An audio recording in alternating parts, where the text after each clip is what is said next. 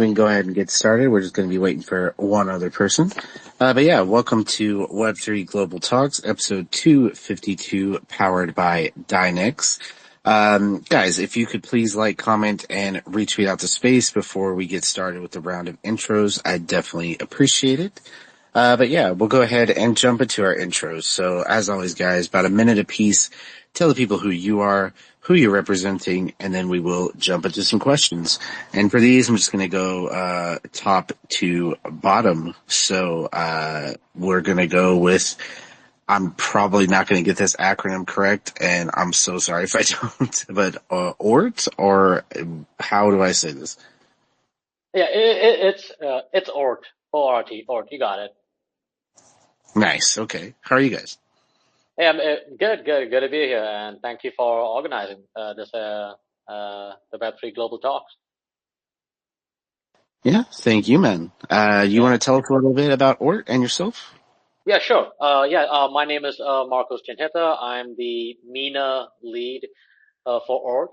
So I cover, marketing and business partnerships in the MENA region, the Middle East and North Africa. And just a little bit about OORT. So OORT is essentially a decentralized, verifiable cloud computing platform. So we are utilizing global resources from data centers to your edge devices like your smartphones, for example. So our goal is to enable trustworthy AI applications for humanity. So that's OORT in a nutshell. All right, thank you, man. All right, Abelian. Hi there, it's my turn. Hey there, always good to be back. Thanks, Ty, for inviting me again to speak. Rather, it's not about me, it's about us, Abelian.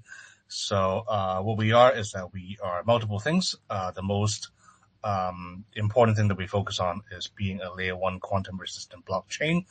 And we also focus on privacy preserving technologies. And that is why we have a multi-layer privacy wallet. And ultimately, I think the reason for us building this technology is to provide a blockchain space with quantum resistant technology so that if any existing, say, EVM based networks out there can become quantum resistant, using us as an example, or be a bridge between Abelian as well. And that is also the reason why we have in layer 2. But I guess for details we'll speak about later. Ultimately, Abelian, post-quantum blockchain. Nice to be here. Nice to have you guys. All right, and Clifford with our sponsor, DYNEX. Oh, it's nice to be here again, Tyler. Thanks for the invite, as always. It's always nice to, keep our relationship with Web3, going. We've now done quite a few of these and enjoy them all. And obviously, we'll be at Web3 in the new year. So, for anyone who doesn't know me, I'm Clifford. I'm the head of ecosystem over at DYNEX. What's DYNEX? Well, we've actually managed to find a way to do quantum algorithms directly on chain. I'm sure our friends over there who just said that they were quantum resistant are probably going to start sweating in a minute when I start talking, but don't worry. We're not like that. Over at DYNEX, we have an ethical committee for that exact reason, right? And we'll probably be able to touch on that a little later. But quantum on blockchain is definitely a reality. We're now in the process of building that into a physical quantum processing unit that will sit alongside a regular PC. Nice. Thank you, Clifford. All right, Ringwald. Yeah, hey guys, it's great to be back. Thanks for the invite. So I'm Chris, I'm the CMO of Ring Wallet, and what Ring Wallet is, well, it's a hardware wallet that's designed to come with you every day. Just be an accessory that's simple to use, easy to set up, and that encourages you to actually use safe self-custody solutions. In this case, the ring itself. The app is built to be set up in under 60 seconds. So it's very easy onboarding. There's no complicated stuff like when you get a hardware wallet, you have to connect it to your PC, you have to update it, all that sort of stuff. That's not a thing for us. You just bring the ring next to your phone, and it sets up your wallet. You can also back it up in a very innovative way without writing down your seed phrase, but still storing it cryptographically offline on ACE cards, which the box comes with. And the ring itself is battery-free, waterproof, and it's just designed to take anything you can throw at it. Thanks. Thank you, man. Always nice to have you. All right, Mr. Eric. Hey, Todd. Thanks for having me. I'm with the Deeper Network. My name is Eric Ma, and I'm the Chief Evangelist. Previously, I was the CMO, but moved over to the Chief Evangelist role as we continue to grow.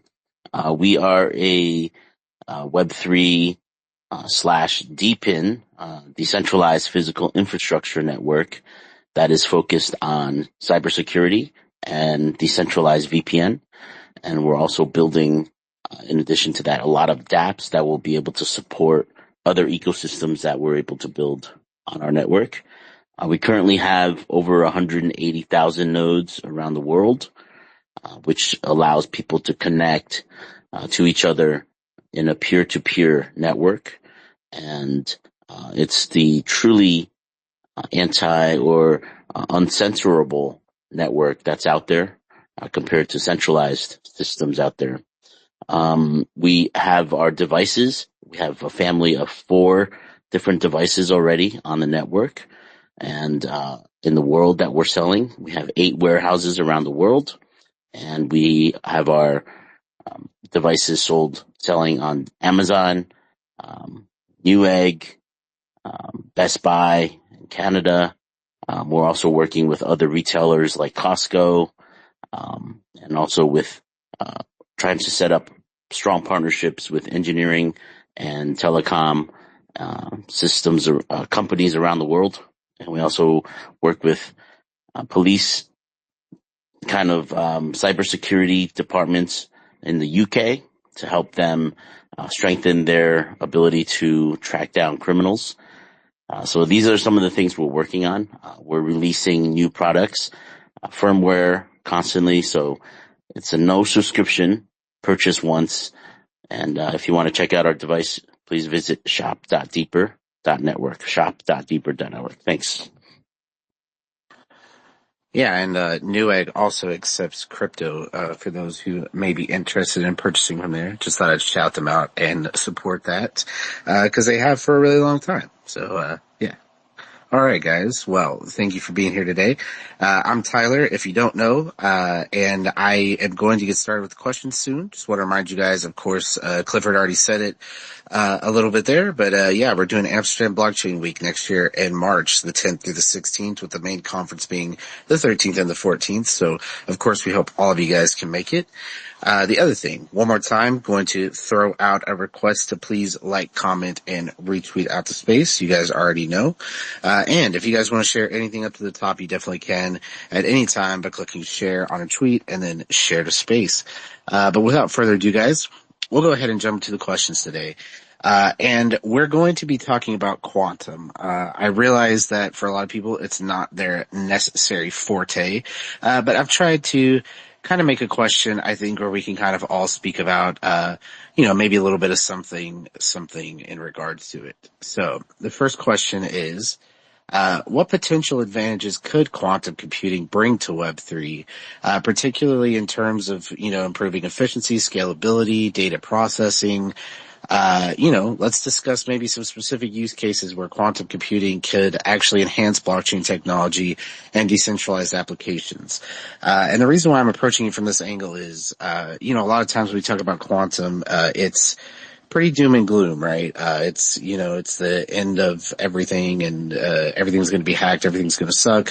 So I'm just kind of curious if you guys can think of any positives, and I'm sure, Clifford could definitely think of some, but we'll see what the other guys think as well. So, for this one, we'll go off of a hand raise mechanism. And if I don't see any hands, of course, I will just start picking at random. So I'll give you guys a couple seconds, see if I see any hands, and then we'll go from there. Clifford, I'm not surprised. Go, man. It'd be really wrong of me not to, right? But we see all the negative talk around quantum and cryptographic stuff, but equally so, there's also opportunities here, right? When things are getting close to being to the point where they're broken, then that's the time where you can then push for new technology and new changes in security understanding.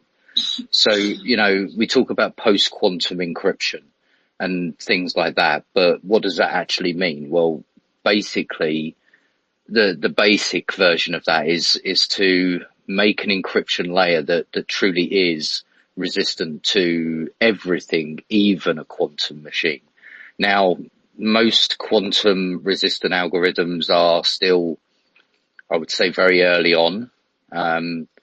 We have seen a few people ask the same question in our Discord around, whether or not we would do that kind of option for blockchains. It's an interesting concept, whether DYNEX Quantum could actually test resistive algorithms.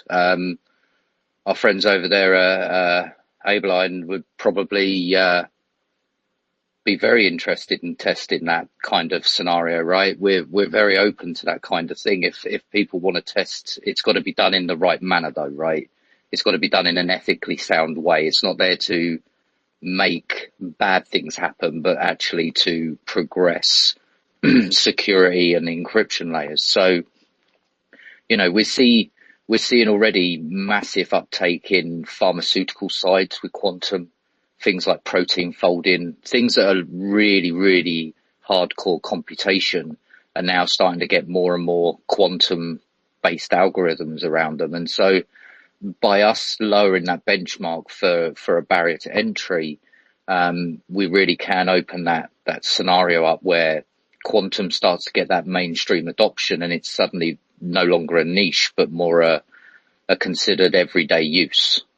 And that folds nicely into, Web3 and even Web2 in that case. It bridges that whole scenario in our view. So, yeah.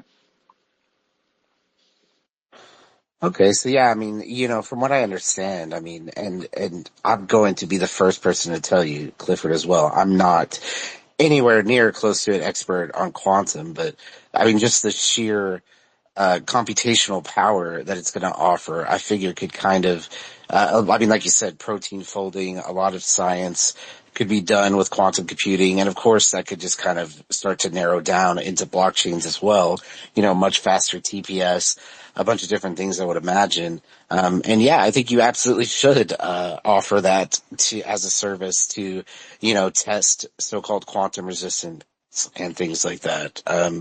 Abelian, you guys are up now, so what are your thoughts?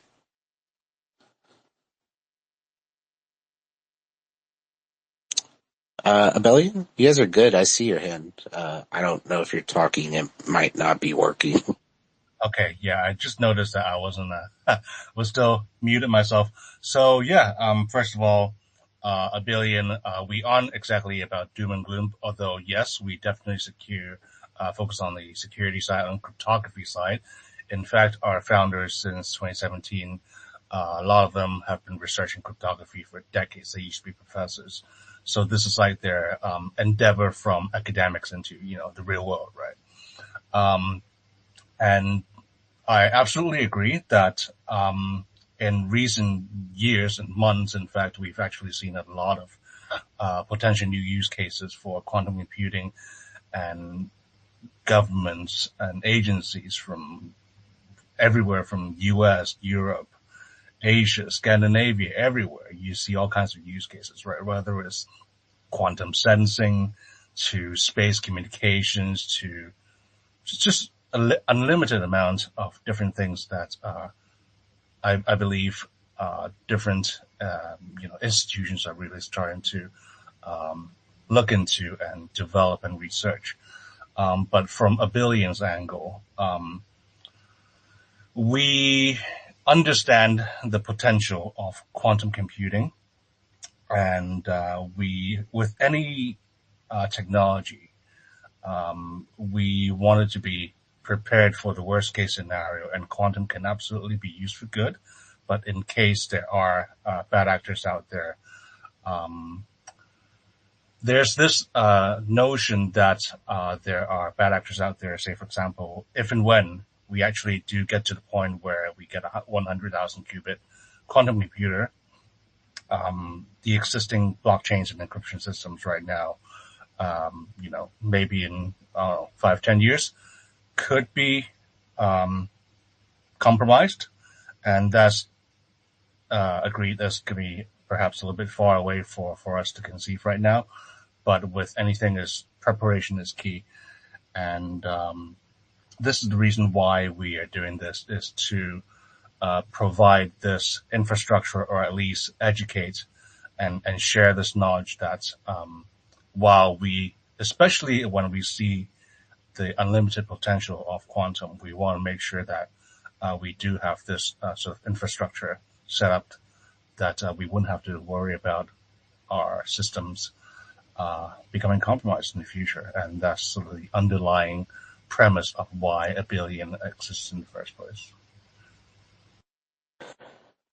Yeah, the unlimited potential. I mean, it's a very practical answer. Anything with a lot of potential obviously has the potential to be used incorrectly. I mean, we see it every day in what we're doing, like with blockchain technology in general. A lot of scams and things like that. I mean, you have to take human nature into account. So it's good that you guys are, considering that angle and being prepared. I don't think 5 to 10 years is really that far out, to be honest with you. And I've heard from different people that, they're saying, 5 to 10 years. And of course, Clifford will tell you, quantum in some regard is here now.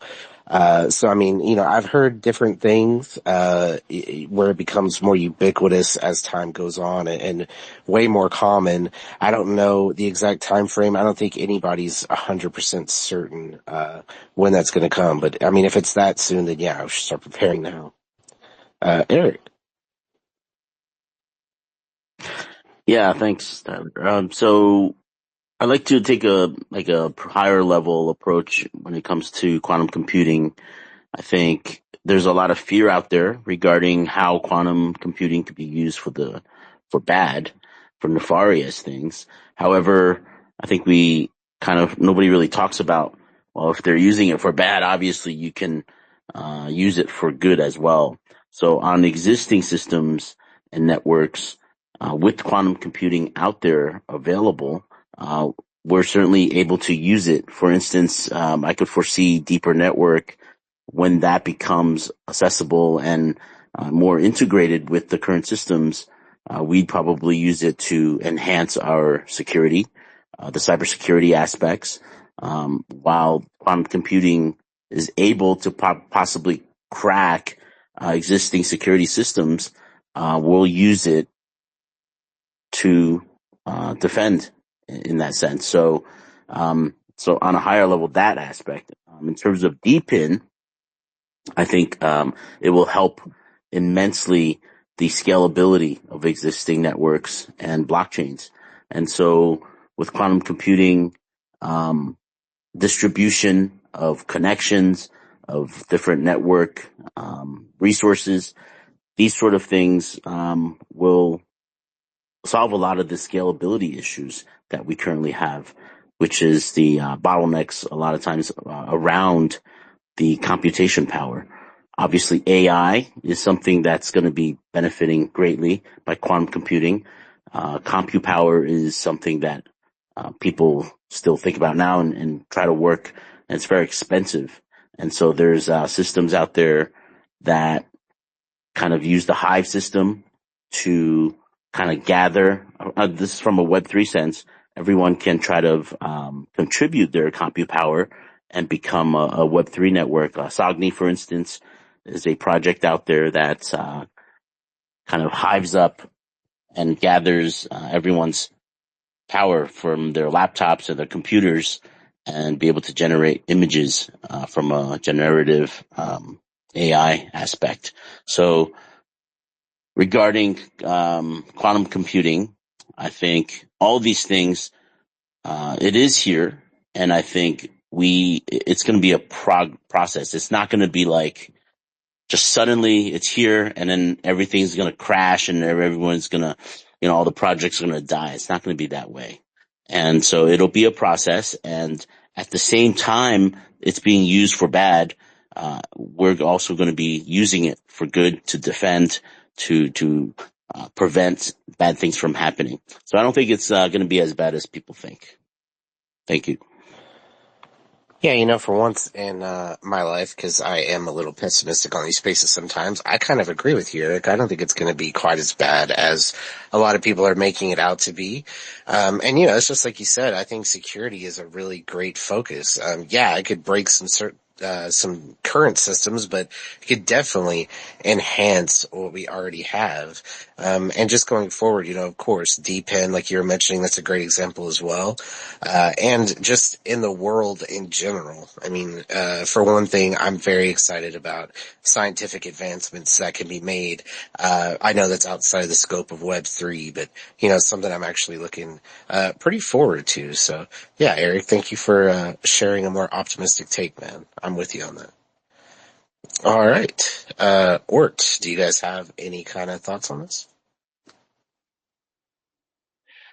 No, I guess from my side, I don't really have much knowledge about, I guess, about quantum, but I could see, how do you say, help with, but like, cybersecurity, I guess, because recently we had we got a partner here in Sorry, the can you hear UAE. me? Because I couldn't This guy hear. is from Data I Secure, raised my so hand and then I couldn't hear they have you. talked about using quantum or to help secure AI systems and protect against cyber threats. So could see really good potential in that, Okay, and great. also Weird. if I they're can't dealing with actually hear anyone, but data if you modeling, guys can financial hear me, that's modeling, okay. quantum capabilities. Hey, So yeah, What I maybe understand this wait, is a bit. Chris, on sir? Oh, now I can hear Yeah, you. yeah, yeah. OORT is actually talking. Sorry, my bad. Oh, I'm so sorry. oh I'm okay so sorry. I don't know okay why Twitter does this. I can hear certain speakers, but am not I good? others, Can and it I? doesn't even show me that Ort is unmuted. So I was just like, oh, the floor is No, free. it's weird. Sorry about Yeah, that, it's Ort. just Twitter being weird. No worries, man. I'm so Okay, sorry. all I'll right, mute okay, myself. but you can hear I me, can right? hear you. Ring Wallet could not hear you, and he Okay. was going off on his. So no worries. Keep going, man. All right, okay. No, I'll come on my side. I just want to share that, like, I could see, the potential applications of, say, like quantum AI, like in, like different models, right? Like, financial models, climate models, and, with OORT, we have our data hub. So, the goal is to, collect data and, pre-process all this data. So, this could, having this quantum tech could help with, potential scaling, um, and also maybe do some simulations on, like complex kind of systems. So yeah, just want to throw that out there. So anyways, that's about it. Yeah, absolutely, man. I love the optimism a little more because it's like I really wanted to ask this question, guys, because like every time that I talk about quantum in this space, it's usually for people, and this is not a knock against Abelian, by the way, or QRT. I think that they're doing great work, and I think we really do need to be prepared, especially for the threatening aspects of what quantum can do. But I love to hear about any of the good stuff as well. So. But yeah, Ring Wallet, you are good to go now if you can hear me. Awesome. Yeah, I can hear you loud and clear. Sorry about that earlier. So I agree with everyone's points, and I do think there needs to be more of a focus on the positive as well, although it does come with a huge host of negative implications if and when we get to the point where quantum computing is accessible. But thinking in crypto, what the people that are working on quantum resistant ledgers right now are doing is insane work. Because like looking far into the future, I truly believe that crypto, like if we ever reach the point, and I think we do, in which crypto is the go-to currency And assuming the second part as well, in which we become a multiplanetary species, which is very far off, but I don't see any other way a multiplanetary species could function without crypto. Like, it's hard enough transferring money from Asia to the US. Imagine having to transfer it from Mars to Earth. Probably take like 3 weeks and cost you a fortune, if banks have anything to say about that. So I do think we're headed that way, in which crypto is the de facto currency of the world, of many worlds, and you can't have that without a quantum resistant ledger. I really like the future crafting you got going on there. Yeah, I wouldn't have ever thought of it from that angle, but you're absolutely correct. I can't imagine how long it would take to send money from Mars back to Earth without using quantum tech and having quantum resistant ledgers. That's crazy. Yeah, I never would have thought of that angle, man. Very interesting. I don't know how far off we are from that. It seems that, and this is completely off topic, guys, but I am kind of a nerd about space and things like that. But, yeah, I don't know how far off we are from any kind of colonization or things like that. I'm not one to want to travel through space, but, I'd love to see the day. Hopefully it's within our lifetime that we kind of see stuff like that happen. And of course the rise of crypto as well. So yeah, good point, man. All right. Well, this next question. So, we've kind of touched on it a little bit with our first question. And of course, some of you guys are, approaching quantum readiness, literally from the outset, Abelian for sure. But the question is, how should new Web3 projects kind of approach quantum readiness from the outset? Should quantum resistance be a priority for projects just starting out, or, was it a consideration when you guys were, kind of going to the drawing board, or were you going for, more practical things that we have to deal with in everyday life now? Cause, Lord knows we already have enough, security problems and, social engineering issues. So just kind of curious what, when you guys were starting off, what your thought process was. So, for this one, again, we'll do kind of a hand raise. So we'll go throughout. If I see any hands, we'll go from there. So I'll give you guys a couple of seconds here.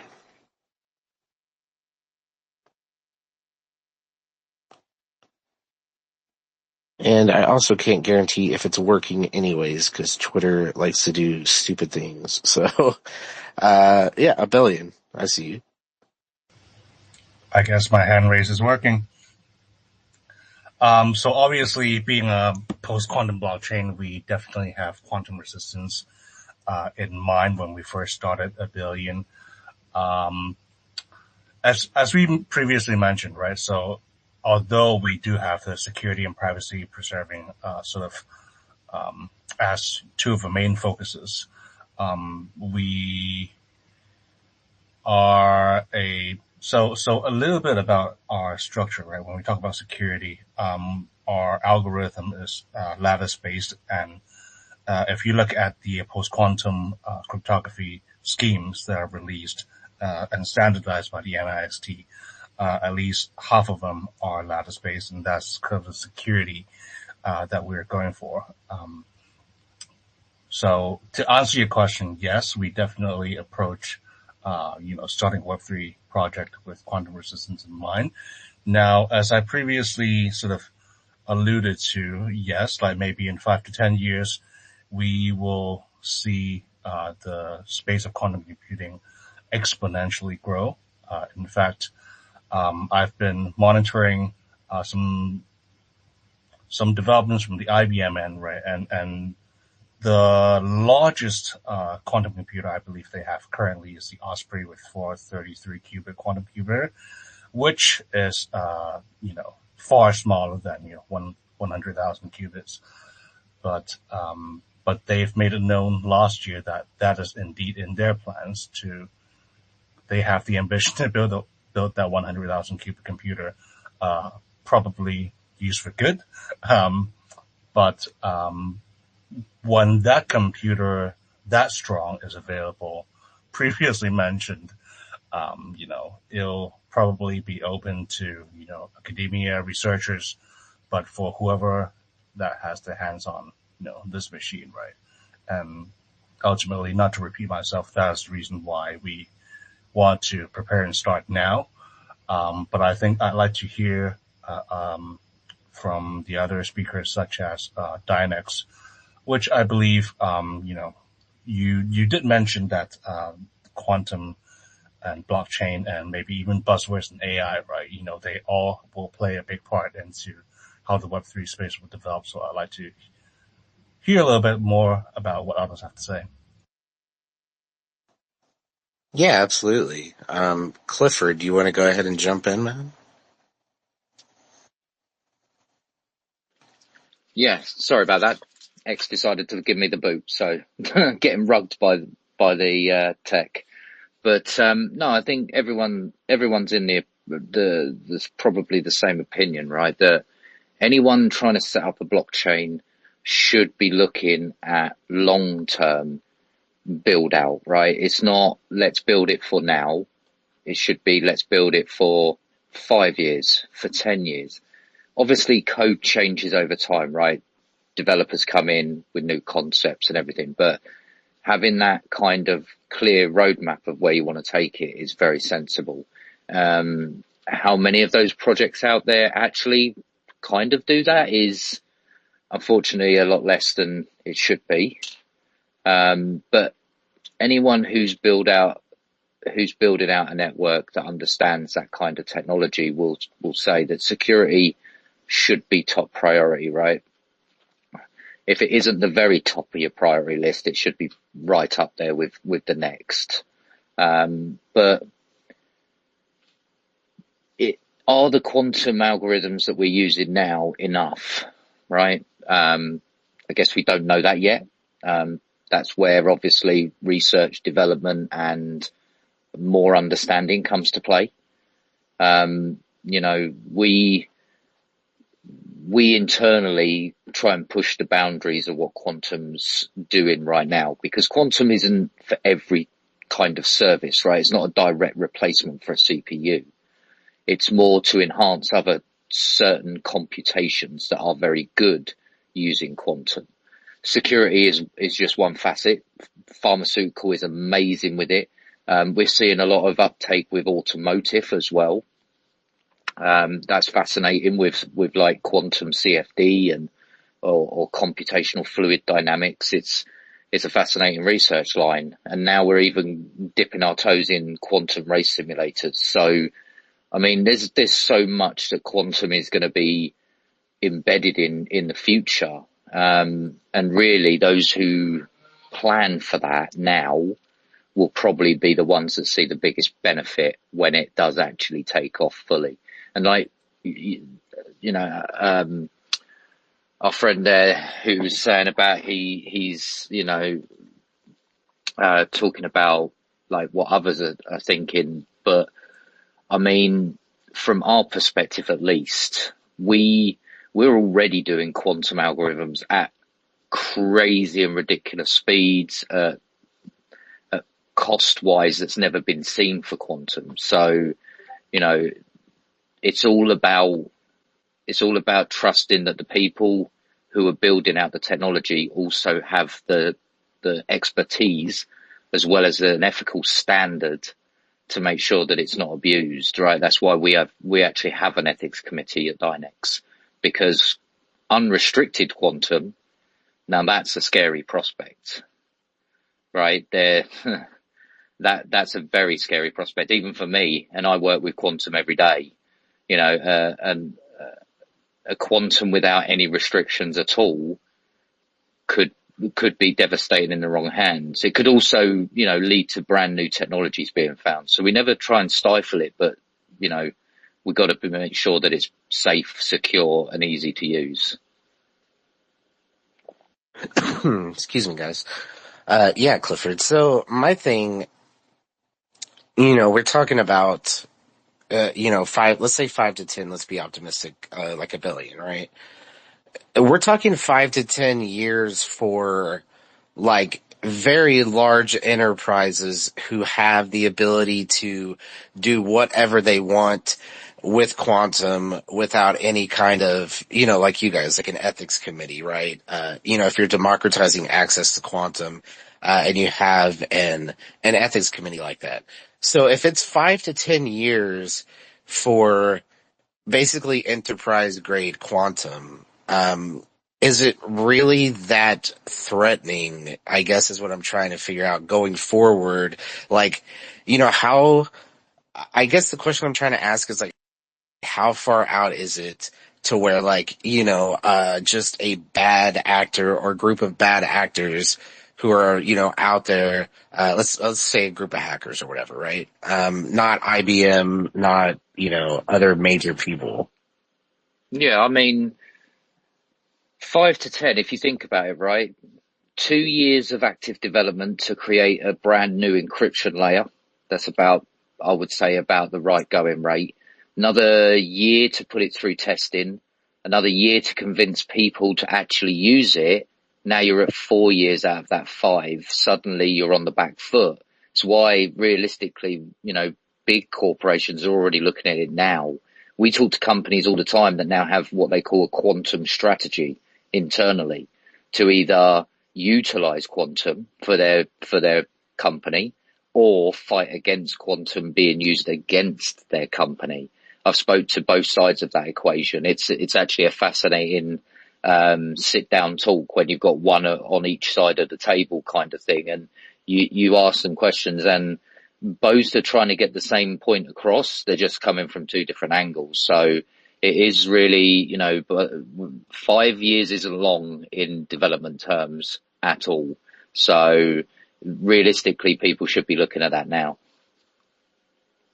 Okay. Yeah. I mean, it helps make a little more sense. I guess what I was asking was, it's like, and maybe I'm naive, but like if you would trust these major, corporations and entities to not do nefarious things, which, maybe I definitely am being naive. Maybe we shouldn't, trust them not to do those kind of things. But I mean, I guess my question would be like, how threatening is it, right? If the layperson can't really access it, but, if someone comes along doing what you're trying to do, without an ethics committee, I guess it is kind of an insane problem that we do really have to focus on. So yeah, but thank you, Clifford. Eric. I kind of forgot your question, Tyler. I'm sorry. Was it about how we could future proof with quantum computing what we can do now? Yeah, so it was essentially, the question was essentially like, is it kind of in the forefront of your mind, like as a project leader, like to be prepared for the quantum threat going forward? The other question was like, if you were a project starting out, should you be looking at quantum resistance, right now, straight ahead, or, do you focus more on, practical things that are an actual threat now? And I realized that question, especially for new projects, a lot of it would have to do with like, if you were a blockchain project yourself. So maybe not quite as relevant, but yeah, somewhere along that vein, Eric.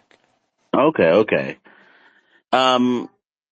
I don't have a direct answer for that, but I remember a few articles that I've read regarding a kind of a dual layer cryptography system. And I guess that's kind of a transition system that would help us right now. I think right now in the blockchain space, hold on a sec. I'm sorry, my cat just got neutered today. I don't know if you guys could hear him, but sorry about that. So, so basically, the in the blockchain space, smart contracts are going to be huge things that we have to protect, right? Because that's kind of what deals with a lot of the transactions and security aspects, and having a dual layer cryptography, I think, is kind of the first step that we can look into now, where it involves classical cryptography, which we use now to protect our systems, but also a quantum resistant cryptography that we're currently developing And that obviously needs more work, but integrating that into existing cryptography where there's kind of a 2-layer system that will help protect as we progress forward. And so I think that is something that we think about and try to research more on. And obviously there's more things that are coming out each day regarding quantum cryptography. But also in terms of the migration, I think it'll be a gradual one, like I mentioned earlier. I like what Abelian just said earlier about kind of a limited or a restricted growth of quantum computing. And I think that would be a smart way to do it. Obviously, somebody would need to take the lead on that. Whoever has the access to the most powerful quantum computing would need to consider and integrate those kind of things so that it doesn't get out of hand. But I think the migration will be gradual, and organizations will need to kind of adopt quantum resistant algorithms in increments without disrupting current operations. So I think that's always something that we need to do, just not just unrestricted, like somebody mentioned earlier, and just letting it go and seeing where that takes. That would be a very dangerous way to do it.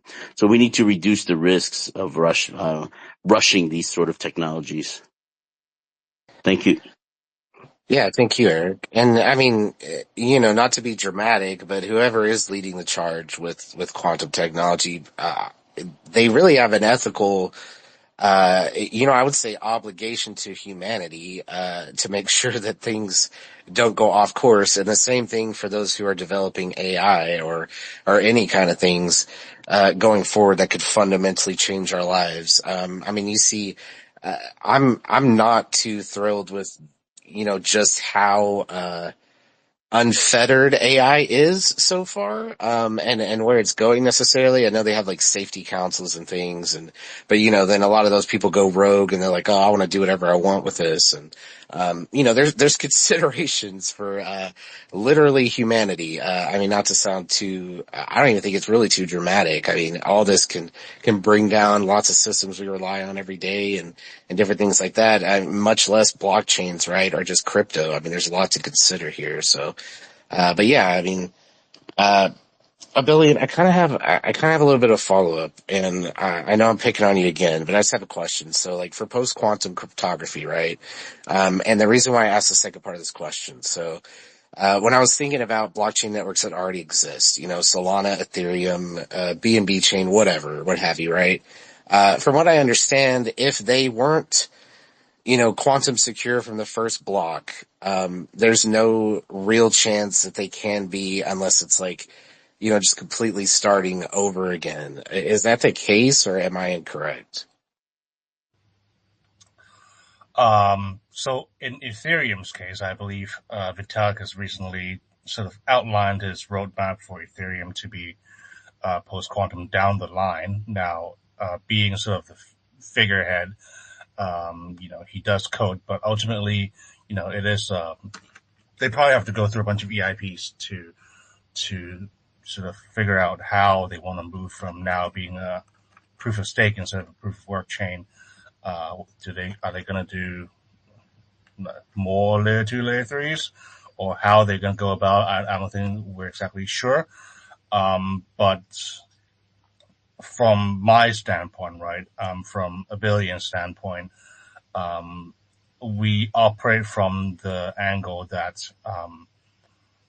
so from our end, allow me to go a little bit like divergent to our history. At first, before we were even founded in 2016, we actually wanted to suggest proposals to the Bitcoin community to make Bitcoin post-quantum, but that would, entail hard forks and all that stuff, and it's going to take perhaps a long while, and maybe in a little bit of history lesson before is that we couldn't even agree on block size and how many things we can include in block, right? So, in order for people to even, let's do a completely new hard fork into make Bitcoin post-quantum might be a little bit of a, pipe dream.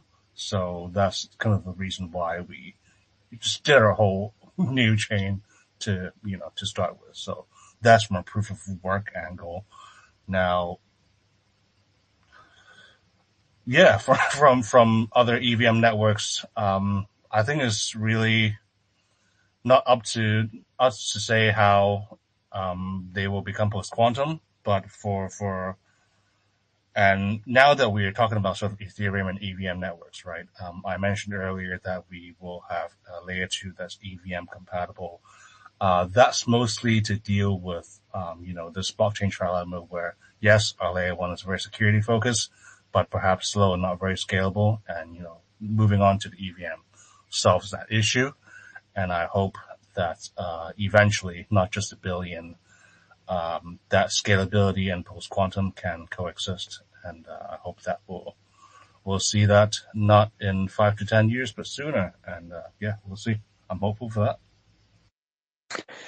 Yeah, I'm hopeful too. I mean, I like that you mentioned Bitcoin because it's like, from what I understand, it's like if you hard forked, I mean, you would inevitably leave people behind and obviously people would, just from an up in arms standpoint, if that had to happen, it probably wouldn't be great, for us in general.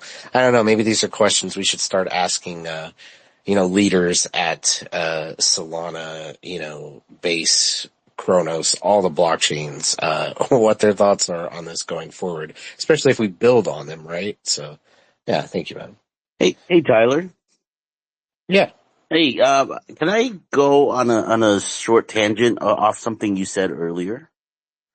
Yeah, of course, man. Yeah, I liked, before when you talked about, I think you talked about tools and how we can, help kind of prevent quantum or even AI from kind of getting out of control.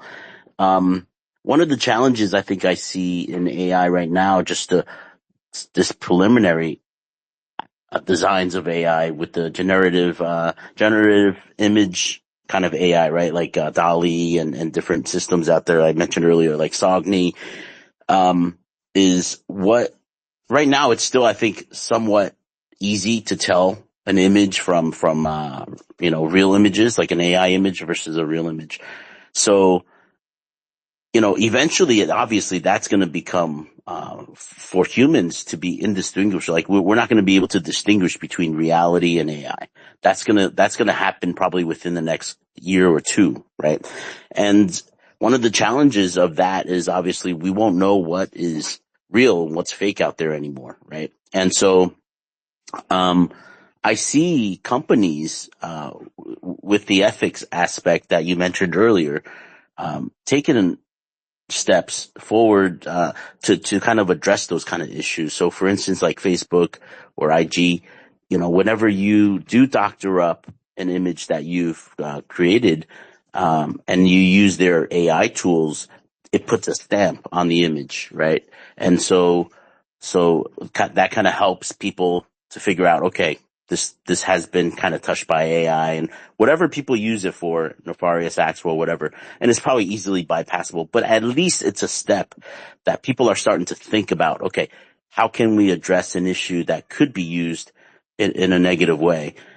Now we take that kind of, ethics responsibility and, that kind of mentality and these actions taken by these big companies is important for the future of, quantum computing. Whatever appropriate kind of actions and tools that quantum computing companies, the leading ones can use to kind of help address these kind of issues. I think that's the kind of mindset that they need to have, is they need to constantly think of, okay, ways we can, future proof this and protect the users of the world. Yeah. Thanks. Yeah, absolutely, man. And that's why it's like, if I was taking a political compass test or whatever, and the question was like, should corporations ever have any obligation outside of making profit? The answer for me is always yes, absolutely, they should. I don't think that, maybe that's why I'll never be a libertarian. I don't think that you can just give, corporations unfettered, unregulated access to any sorts of technology going forward. It just doesn't make a lot of sense just by the virtue of human nature itself. If the end goal is only to make as much money as possible, ethics would always kind of go by the wayside, in my opinion. Maybe I'm a little bit pessimistic, but yeah, man, I mean, it's a great point, and it's something that we really need to consider. Not to get too doom and gloom about it, but yeah, great answer, Eric. Let's see. Ringwall, you want to tackle anything we've talked about so far?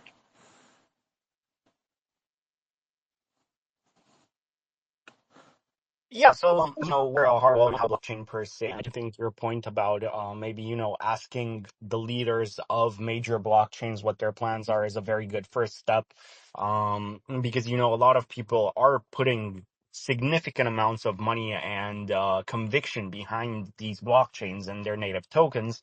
So it's very good to know that those sacrifices will be safe for generations to come, or even at least one generation. It really depends on how close we are to to a quantum computer that's capable and accessible. But to address the question per se, what we're doing, well, right now we don't have support for any quantum resistant ledgers for V1 of the product, but it's definitely on the roadmap, and it's something that we are looking at for future releases of Ring Wallet. Great to hear that, man. Yeah, I was hoping you would say something like that. I think it's a very good consideration, and yeah, I just to echo my own sentiment and your own, yeah, start asking these guys these questions. If they want to be leaders in the space, then, they have an obligation, in my opinion, to start answering these questions. So, yeah. OORT. No, it's not your forte either, man, but you got any thoughts? No, nothing at the moment. I guess in terms of the previous question you asked about um, implementing quantum tech at the start. For now, I think we're just being more, practical in terms of, offering AI services for, like businesses, like small businesses, big businesses, individuals. But I guess, as our services, particularly our data hub, which is our kind of like our Web3 data labeling platform, as we get more sophisticated, uh, you know, I'm sure, we would, um, apply quantum tech, especially if you're going to deal with, material sciences or, like pharmaceuticals or, maybe, also improving cybersecurity. So instead of, us building some like a quantum tech from scratch, I think it'll be great or to, partner with, ethical, quantum tech, partners, and build a better world together. So that'll be my points I want to share here. Thank you, man. And yeah, you got a couple in this call that would probably be willing to work with you later on down the line. And that's what this is all about. So thank you guys. All right. Well, we got about 5 minutes, and I've got a space almost damn near right after this. So I'm going to give you guys the floor for a second, as I like to do. Just take like a minute and tell the people what you got going on, where they can find you, anything cool that you want to talk about, whatever you guys want to close with, basically, and let the people know. So we're going to go OORT first, and then we're just going to go down the line. Yeah, sure. Just want to let you guys know, we'll be launching our product, Data Hub, pretty soon. It's going to be a commercial launch, and yeah, so it's a great way for the Web3 community to participate in labeling this data images and audio, video, and you get paid for it, and also we also share the revenues to the Web3 community. So yeah, just want to, share this gospel to you guys, and we encourage you guys to follow us on X and learn more about OORT Data Hub. And thank you guys here at Web3 Global. Yeah, thank you, man. Love to have you back. All right. Abelian. Yeah, I guess to sort of have the last word in this space for us, you can find us Abelian on Twitter, on X here at PQ Abelian. PQ stands for Post Quantum, obviously, and we're also active on Telegram, Discord. We write sort of rather from beginner to the detailed devs article on Medium as well.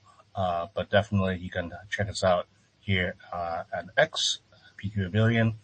Feel free to DM us or just read our material to learn more. Awesome. And thank you guys for making it as well. Clifford with DYNEX. Yeah, thanks again, Tyler, for organising us for the rest of the week. We're pretty much booked in for this time slot, I believe, for the rest of the week. So I'll keep mine short because anyone can jump in and check out any other day for more information. But obviously you can find us on all the socials. X is DYNEX Coin, our website, dynexcoin.org for our blockchain side and dynex.co for our corporate side.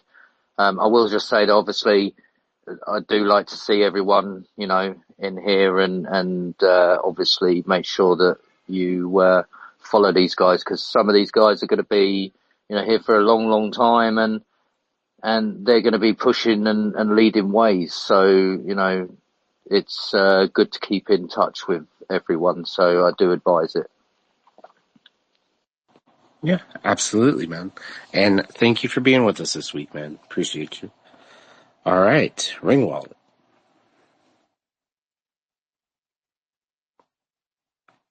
Sorry, forgot I was muted. Yeah. So, with us, if you want to stay up to date, I suggest you go to ringwallet.com and sign up for the wait list. It also gives you a 15% discount, bringing your price to $85 for the ring and 4 ace cards.